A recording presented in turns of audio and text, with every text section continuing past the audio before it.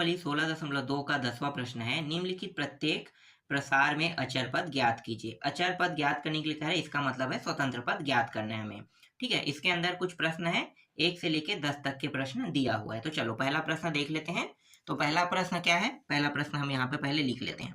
पहला प्रश्न है 3x का वर्ग अपान 2 माइनस 1 अपान 3x है, और इसके जो घात है वो दिया हुआ है 12।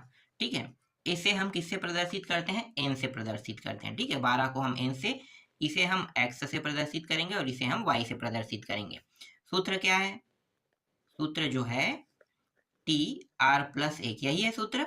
ठीक है, इसके बाद n c r x n minus r और y r। ठीक है, इसी सूत्र में हम क्या करेंगे? मानों को रखेंगे। तो जहां जहां पे n है वहां पे हमें क्या रखना है? देखो n 12 को प्रदर्शित कर रहा है, घात है ना, घात को प्रदर्शित कर रहा है, तो 12 c r। r की जगह में कितना रखेंगे भाई? तो r का मान हमें पता नहीं है। क्यों? क्योंकि इस प्रश्न में कोई पद निकालने के लिए कहा है। क्या कह रहा है भाई? स्वतंत्र पद निकालने के लिए कह रहा है। तो स्वतंत्र पद आपको पता है क्या कि इनमें स्वतंत्र पद कौन सा है? नहीं पता है।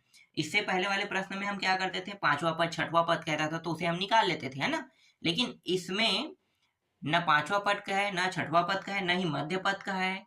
इसमें कहा क्या गया है? स्वतंत्र पद का है। तो स्वतंत्र पद कहा है, इसका मतलब क्या है? हमारे पास r का मान नहीं है। पहले हम r का मान निकालेंगे, उसके बाद हमें ये पता चल जाएगा कि कौन सा पद हमें निकालना है। उसके बाद उस पद को हम आसानी से निकाल लेंगे। तो पहले हम r का मान निकालेंगे, तो r जैसा वैसा रहेगा, है ना। फिर n की जगह पे 12 माइनस r, और y की जगह में देखो कितना रखेंगे, बाद में रख देते हैं, पहले वाई आर बस लिख लो। ठीक है, तो ये 12 सी आर के हम जैसा, x की जगह में 3x का वर्ग, और ये रहा 2, और इसका घात 12 माइनस आर। फिर y की जगह में कितना रखेंगे भाई? देखो माइनस है ना, 1 अपान 3x माइनस 1 अपान 3x और घात r। तो ये 12 सी आर, और ये हो जाएगा 3/2। ठीक है, 3/2 को इसको अलग लिख लेते हैं। ठीक है, ये संख्या वाला है, लेकिन घात जो है 12 माइनस आर तो रहेगा ही रहेगा। ठीक है, इसके अलावा ये जो x का वर्ग है इसको अलग लिख लेते हैं। x का वर्ग इस तरीके से लिख लेते हैं। ठीक है, x का वर्ग फिर 12 माइनस आर, ये जो घात है ये इसके साथ भी रहेगा ही रहेगा। ठीक है, ये दोनों मिला के घात है। 3/2 x के वर्ग का जो घात है 12 माइनस आर है। तो हम इसे कैसे लिख सकते हैं? अगर हम अलग करें तो भी घात जो है दोनों में बढ़ जाएगा। ठीक है, दोनों का ही घात था, इस तरीके से हम कर लेंगे। ठीक, इसके बाद यहाँ पे आगे में माइनस लगा है, माइनस, फिर यहाँ पे 3, और ये रहा x। ठीक है, 3x, और इसका जो घात है वो कितना है? 3x, और घात दिया है r। ठीक है, फिर 12 सी आर 3/2 12 माइनस आर, ये जो 2 है, ठीक है, और ये जो घात है, इन दोनों का गुणा कर देते हैं। तो ये x 12 दूनी कितना हो गया? 24 माइनस 2, इसके साथ भी गुणा होगा तो 2, ये हो जाएगा 2r हो जाएगा। ठीक है, इसके बाद देखो माइनस 1 है तो इसको भी हम अलग अलग लिख लेते हैं। माइनस 1 का घात r अलग लिख लेते हैं, और 3 का घात, 1 मिनट, 3 का घात r इस तरीके से, और x का घात भी r लिख लेते हैं। ठीक है, ये जो घात r है ये इसका है, इसका है, इसका भी है। ठीक है, तो सभी का है ये, इसलिए जब हम अलग अलग लिखेंगे तो इस प्रकार से हम इनको घात को भी वितरण कर देंगे। फिर 12 सी आर 3/2 12 माइनस आर, फिर x, ये रहा 24 माइनस 2 r, और ये जो x के ऊपर घात है ना r, तो देखो यहाँ भी है, लेकिन ये माइनस में है और ये प्लस में, ये ऊपर चला जाएगा। ठीक है, ये ऊपर चला जाएगा तो ऊपर आके ये x माइनस r हो जाएगा। ठीक है, घात जो है उसमें क्या लग जाएगा? माइनस लग जाएगा। ठीक, आप लोगों को सूत्र पता है ना, मैं आपको बता देता हूं। देखो, अगर कोई संख्या है इस प्रकार से लिखा हुआ है ना, 1/4 का घात माइनस 3। ठीक है, तो इसको हम कैसे लिख सकते हैं? बराबर 4 का घात 3, ये नीचे से कहाँ चला गया? जब ऊपर आ जाएगा तो इसके बराबर क्या हो जाएगा? 4 का घात 3। ठीक है, 4 के घात 3 को हम इस तरीके से देखो 4 का, एक मिनट यहाँ पे प्लस लगा दो तब समझ में आएगा, क्योंकि हम यहाँ पे माइनस वाला यूज कर रहे हैं ना।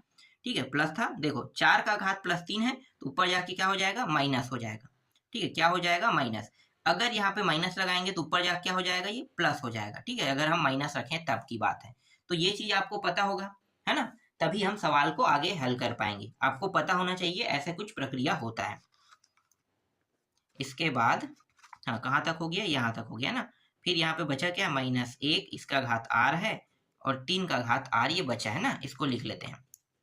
फिर 12CR 3/2 12 - r, ये x का घात 24, और देखो ये भी माइनस ये भी माइनस है ना, और ये x है तो ये घट जाएगा, तो घट जाएगा तो मैं डायरेक्ट लिख देता हूँ 2 और ये 3, तो -3r हो जाएगा। फिर -1 का घात r, फिर 3 का घात r। ठीक है, यहाँ तक हो गया। ठीक, अब करने क्या वाले हैं भाई, तो मैं आपको यहाँ पे बता देता हूँ अब हम लोग क्या करने वाले हैं। ये जो आपको x दिखाई दे रहा है ना, ये x है, यही स्वतंत्र पद है। क्या है, स्वतंत्र पद। तो यहाँ पे मैं लिख देता हूँ कि यह x क्या है, स्वतंत्र पद है, इसलिए x का घातांक क्या होगा, 0 होगा। ठीक है, 0 होगा, इस तरीके से 0 होगा। इस तरीके से मैं आपको बता रहा हूँ कि ये जो है, ये क्या है, स्वतंत्र पद है, इसलिए इसके जो घातांक है वो 0 होगा, है ना। तो घातांक क्या है, देखो घातांक है 24 - 3r, इसके बराबर 0 लिखना है। ठीक है, ये जो मैं यहाँ पे लिखा हूँ, यह एक स्वतंत्र पद है, इसलिए x का घातांक 0 होगा। मतलब ये जो घातांक है इसके बराबर क्या हो रहा है, 0 हो रहा है, ये कह रहा है। ठीक है, क्या कह रहा है, जो 24 - 3r है, इसके बराबर 0 होगा। तो ये जो पूरा टॉपिक लिखे है ना यहाँ पे, x जो है, देखो ये x क्या है, स्वतंत्र पद है, इसलिए x के घातांक क्या है, 24 - 3r क्या होगा, 0 होगा। तो इसके बराबर आपको क्या लिखना है, 0 लिखना है, ये कह रहा है। समझ में आया। अब यहाँ से हम निकाल लेते हैं, तो ये 24, इस 3r को उस पार ले जाओ 0 के साइड, तो माइनस से क्या हो जाएगा, प्लस हो जाएगा। ठीक है, और r को यहीं पे रहने देते हैं, तो 24 बटा ये 3 हो जाएगा, ये तो आप लोगों को पता होगा। ठीक है, तिर्यक गुणा नियम से 3 एकम 3 अट्ठे, तो जो r है इसका मान कितना हो गया, 8। तो r का मान यहाँ पे 8 आ रहा है। तो कौन सा पद निकालना है भाई, r का मान जब 8 आएगा तो आपको ये पता चल गया होगा। ठीक है, सूत्र क्या है, tr + 1, है ना, tr + 1 यही सूत्र है। तो r + 1 मतलब t, 8 + 1 मतलब t 9। तो ये जो 9वां पद है ना, यही हमें क्या करना है, स्वतंत्र पद है, और यही हमें इस प्रश्न में निकालना है। ठीक, स्वतंत्र पद कौन सा है पता नहीं चला था, लेकिन अब पता चल गया। अब इसी 9वें पद को क्या करेंगे, अब हल करके निकालेंगे। तो चलो हल करते हैं। तो जहां जहां पे r है ना, वहां वहां पे अब क्या रखेंगे, जहां जहां पे r है वहां पे हम 8 रखेंगे। ठीक है, जहां जहां पे r है वहां वहां पे हम 8 रखेंगे। मैं आपको दिखा देता हूं, देख लो, यहाँ पे r है, यहाँ पे 8 आ जाएगा, यहाँ पे 8 आ जाएगा। ठीक है, यहाँ भी 8 ही आ जाएगा, और यहाँ 8 और यहाँ भी 8 आ जाएगा। तो सब जगह हम क्या रखने वाले हैं, 8 रखने वाले हैं। तो 12C8, r की जगह में 8 आ गया, फिर 3/2, और इसके जो घात है वो है 12 - 8। ठीक है, r की जगह में 8 रख दिए। ठीक, फिर x के घात 24 है, 24 फिर -3 गुणित 8, ये भी हो गया। फिर 1 का घात 8 इस तरीके से, और 3 का घात 8 ये इस तरीके से। ठीक है, ये समझ में आया। जहां जहां पे r था वहां वहां पे मैंने क्या रख दिया, 8 रख दिया। चलो अब आगे हल करते हैं। तो देखो 12C8, इसका मतलब क्या है, 12 फैक्टोरियल, ये हो गया 8 फैक्टोरियल, इसको घटाएं कितना हो जाएगा, 4 फैक्टोरियल, है ना। इसके बाद 3/2, इसको भी घटा दो, तो घटाने पर कितना आ जाएगा भाई, 4 आ जाएगा। फिर x, देखो 8 16 8 24, है ना, 24 ये हो जाएगा, और 24 यहाँ पे, तो यहाँ पे 0 हो जाएगा। ठीक है, घात क्या हो जाएगा, 0 हो जाएगा, है ना। तो x का घात 0, फिर -1 का घात 8, और 3 का घात यहाँ पे क्या दिया है, 8 दिया हुआ है। 12 को हम कैसे लिख सकते हैं, 12 गुणित 11 गुणित 10 गुणित 9 गुणित 8 फैक्टोरियल तक के लिख लेते हैं, ठीक है, क्योंकि 8 फैक्टोरियल यहाँ पे दिया है, इसे पीछे में लिख लेते हैं, ये दोनों कट जाएगा। 4 गुणित 3 गुणित 2 तक के लिख ले, एक को लिखने की आवश्यकता नहीं है, ठीक है। तो 4 गुणित 3 गुणित 2, देखो जो जो कटा उसको कटा देते हैं अब। तो ये 4 तिया 12, देखो ये दोनों अगर साथ में लेके करते हैं तो ये 4 तिया 12 से ये कट गया, 2 एकम एक बार में और 2 पंचे से भी ये कट गया, ठीक। अब यहाँ पे देखो ये जो 3 का घात 4 इसे अलग कर लेते हैं, 3 का घात 4 और 2 का घात भी 4 लिख लेते हैं, ठीक है। ये x का घात 0, x का घात 0 का मतलब क्या है, 1 प्राप्त होगा, है ना, जिसका भी घात 0 होता है उसका मान कितना आता है, 1 आता है, तो 1 आ जाएगा, तो 1 को लिखने की आवश्यकता नहीं है। अब यहाँ पे देखो -1 का घात 8, 8 बार अगर हम -1 करेंगे तो ये मान जो 1 है जो प्लस में प्राप्त होगा, तो इसको भी लिखने की अब जरूरत नहीं है, ठीक है। बचा क्या, इसको सीधा 1 लिख देते हैं, 1, और ये 3 का घात 8, 3 का घात यहाँ पे 8, इस तरीके से इसे बस लिख लेते हैं। ये रहा 11 गुणित 5 गुणित 9, और यहाँ पे 1 मिनट, ये तो गुणा में है ना, गुणा में है, 3 का घात 4, और देखो 3 का घात कितना है, 8 है, 3 का घात 4, 3 का घात 8, है ना, तो ये कट जाएगा। तो यहाँ पे क्या बचेगा, देखो इन दोनों को अगर ध्यान देते हैं तो ये तो कट गया, समझो ये 4 घात कट गया, और यहाँ से 8 में से 4 घट जाएगा, है ना, तो यहाँ पे आ जाएगा 1/2 का घात 4 रहेगा, ठीक, और गुणित 3 का घात 4 रहेगा, ठीक है, यही रहेगा, 2 का घात 4 और 3 का घात 4 रहेगा।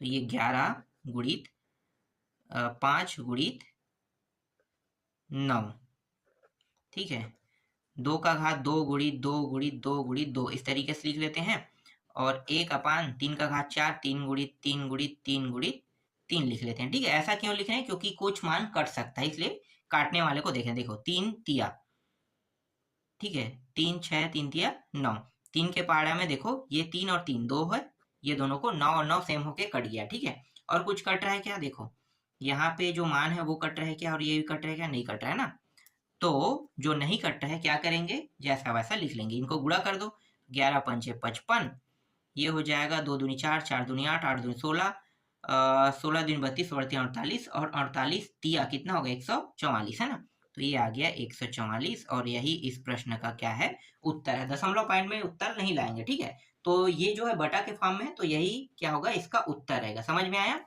चलो नेक्स्ट प्रश्न देखते हैं, अगर ये समझ में नहीं आया होगा तो दूसरा प्रश्न से आपको अच्छे से समझ में आ जाएगा। 3x का 2 घात प्लस 2/x, और ये रहा घात 9, ठीक है, ये क्या है भाई, ये x है, और ये क्या है, ये y, और ये n को प्रदर्शित करता है ना। सूत्र आपको पता है, तो मैं थोड़ा सा डायरेक्ट लिख लेता हूँ, ठीक है, tr प्लस 1, तो ये हो गया 9cr, फिर x की जगह में क्या रखेंगे, ये वाले मान, तो 3x का 2 घात, और ये हो जाएगा 9 में किसको घटाते हैं, r को, ठीक है, y का मान कितना है, ये 2/x है, और यहाँ पे r लिखेंगे ना तो r बस को लिख देते हैं, ठीक, इस तरीके से।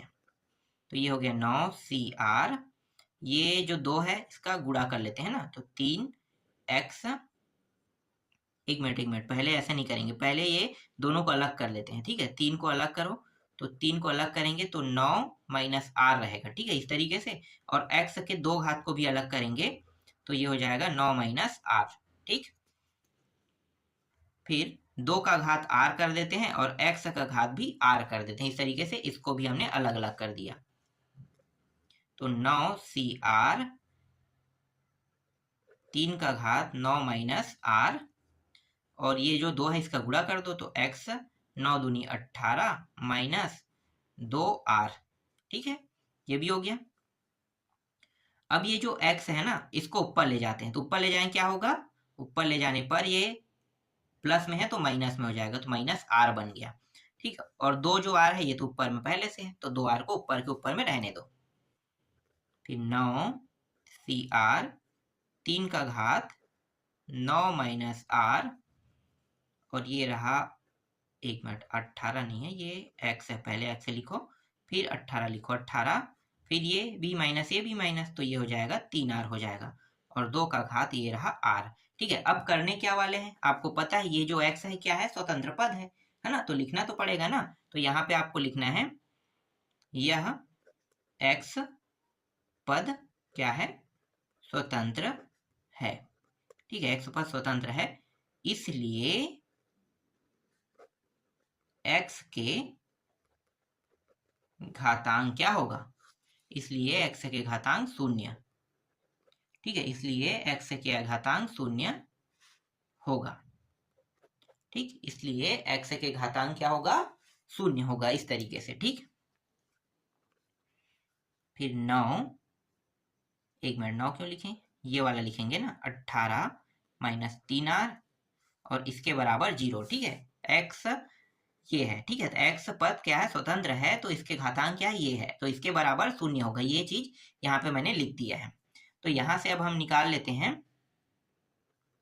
r का मान, तो ये 18 उस साइड जाके 3r क्या हो जाएगा, प्लस हो जाएगा, 3 एकम 3 छक्के, ठीक है, तो 6/r, तो r का मान कितना आ गया, r का मान 6 आ गया, है ना, 3 छक्के 18, तो r का मान 6 आया। अब ये जो r का मान है इसे हम यहाँ पे रखेंगे, इसे आप समीकरण 1 भी नाम दे सकते हो, तो r के मान को समीकरण 1 में रखने पर इस तरीके से लिख सकते हो।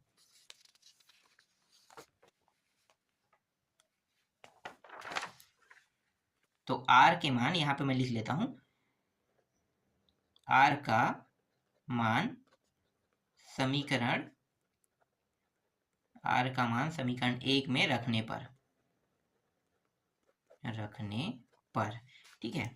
9c, r का मान कितना है भाई, देखो r का मान कितना है, 6 है ना, तो ये हो गया 6, फिर यहाँ पे क्या दिया हुआ है, 3 दिया हुआ है ना, तो 3 और ये 9 माइनस 6 और x भी था, ठीक है, x और कितना है देखो 18 माइनस 3r है ना, तो 18 माइनस 3 गुणित 6 लिखेंगे, ठीक, और ये जो 2 का घात r है ना, 2 का घात r, तो 2 का घात 6 लिखेंगे, इस तरीके से। अब इसे हल करते हैं, तो ये हो जाएगा 9 फैक्टोरियल, ये हो जाएगा 6 फैक्टोरियल, फिर घटाएंगे 6 में 3 फैक्टोरियल, फिर ये जो हो गया 3 और इसको घटाएंगे तो 3 आएगा ना, फिर ये x और ये देखो ये 18, 6 बार 6 18, मतलब 0 घात हो जाएगा ये, फिर 2 का घात 6, तो 9 गुणित 8 गुणित 7 गुणित 6 फैक्टोरियल, ये 6 फैक्टोरियल, 3 गुणित 2, इसे इस प्रकार से लिख लेते हैं, और ये पूरा जो मान है ये क्या बन गया, 1 बन जाएगा ना, तो यहाँ पे क्या है, यहाँ पे 2 का घात 6, तो इसको लिख लेते हैं 2 का घात 6, ये इस तरीके से, ठीक है। देखो कुछ कट है क्या, जो कट है उसको कटा देते हैं, देखो 2 के पहाड़ा से 2 चौके 4 बार में कट गया है ना, और ये 3 के पहाड़ा में 3 बार में कट गया, तो ये हो गया 3 गुणित 4 गुणित 7, ठीक है, ये तो कट चुका है।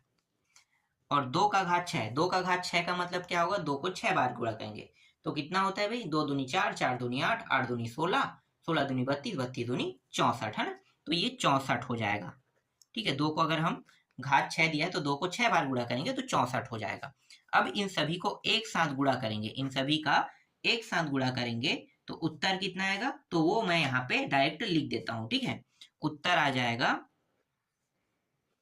145, और हाँ एक चीज मैं भूल गया हूँ ना, 3 घात को, यहाँ पे 3 को भूल गया हूँ, ठीक है, तो घात 3, तो 3 तिया 9, 9 तिया 27 है ना, तो यहाँ पे गुणित 27 भी ऐड होगा, ठीक, तो एक साथ हम टोटल को गुणा करेंगे तब जो उत्तर आएगा उसको मैं यहाँ पे लिख लेता हूँ, तो 145 और 152, ठीक है, यही क्या है, इस प्रश्न का उत्तर है, ठीक। तो इस तरीके से दूसरा प्रश्न आपका कंप्लीट हो गया। इसके बाद बाकी जो प्रश्न है जैसे मैंने अभी बनाया है वैसे ही आपको बनाना है, तो सभी प्रश्न आसानी से आपसे बन जाएगा, ठीक है। समझ में आ गया ना कि स्वतंत्र पद कैसे निकाला जाता है। बाकी जो दूसरा, तीसरा, चौथा, पांचवा, छठवां, सातवां, आठवां, नौवां, दसवां, ये सारे प्रश्न सेम टू सेम बनेंगे, और जैसे मैंने बनाया वैसे ही आपको बनाना है, ठीक है। एक प्रश्न जो है वो थोड़ा सा देखने में कठिन लग रहा है, मैं आपको थोड़ा सा बता देता हूँ। देखो 9वां प्रश्न जो है, ठीक है, 9वां प्रश्न मैं यहाँ पे लिख लेता हूँ, x का वर्ग माइनस 2 दिया हुआ है, फिर प्लस 1/x का 2 घात दिया हुआ है, और ये जो है इसका घात जो है 6 है, ठीक है। करना क्या है, ध्यान देना, ये एक सर्वसमीका है। क्या है? सर्वसमीका। ठीक है, तो सबसे पहले आपको यही चीज देखना है, अगर ये इस तरीके से 3 पद हो गया तब आपको करना क्या है, तो आपको ये पहचानना है कि ये सर्वसमीका में कौन सा सर्वसमीका है। ठीक है, तभी ये प्रश्न आपसे बन पाएगा। तो देखो ये होता क्या है, मैं आपको बता देता हूं। ये जो है ये x माइनस एक एक्स का वर्ग वाला होता है ना, ये वर्ग। उसके बाद आपको क्या करना है, इस तरीके से 6 लगा देना है। ठीक, ये जो है ना 3 पद है, ये देखो 2 पद में बढ़ गया। आपको पता है ना सर्वसमीका, देखो मैं बता देता हूँ। a माइनस बी, देखो यहाँ पे माइनस मतलब a minus B, a minus B, यही वाला सर्वसमीका है। ठीक है, 2 बार अगर गुणा करोगे तो क्या होगा, ये हो जाएगा a का वर्ग प्लस b का वर्ग माइनस 2ab, यही होता है ना। बस देखो ये जो है प्लस में a का वर्ग, ठीक है, 1/a x का वर्ग मतलब ये b हो गया, और ये माइनस 2 है मतलब 2ab का फार्मूला यहाँ पे लगा हुआ है। जब आप इसको गुणा करोगे ना 2 बार गुणा करोगे तो आपको यही मान प्राप्त होगा। ठीक, तो इस तरीके से ये हमने क्या किया, इसे सर्वसमीका के फॉर्म से इसे वर्ग के फॉर्म में बदल लिया। वर्ग के फॉर्म में बदलने के बाद इसको थोड़ा सा और हल करेंगे तो ये x माइनस 1/x जैसा वैसा रहेगा, 6 दूनी हो जाएगा ये 12। तो इसका जो घात है वो कितना बन गया, 12 बन गया है ना। तो n का जो मान है वो ये हो गया, ये x जैसा है वैसा, तो x को कुछ करने की जरूरत नहीं है। y जो है 1/-x बन गया। समझ में आया? अब आसानी से हल हो जाएगा, अब हो जाना चाहिए। ठीक है, इसी तरीके से आपको क्या करना है, बनाना है, उसके बाद हल करना है। तो ये प्रश्न जो 9वां है वो अब आसानी से हल हो जाएगा। ठीक है, और बाकी जितने भी इसमें प्रश्न दिए जैसे मैंने बनाया, अगर वैसे ही बनाने की कोशिश करोगे तो गारंटी आपसे प्रश्न बन ही जाएगा।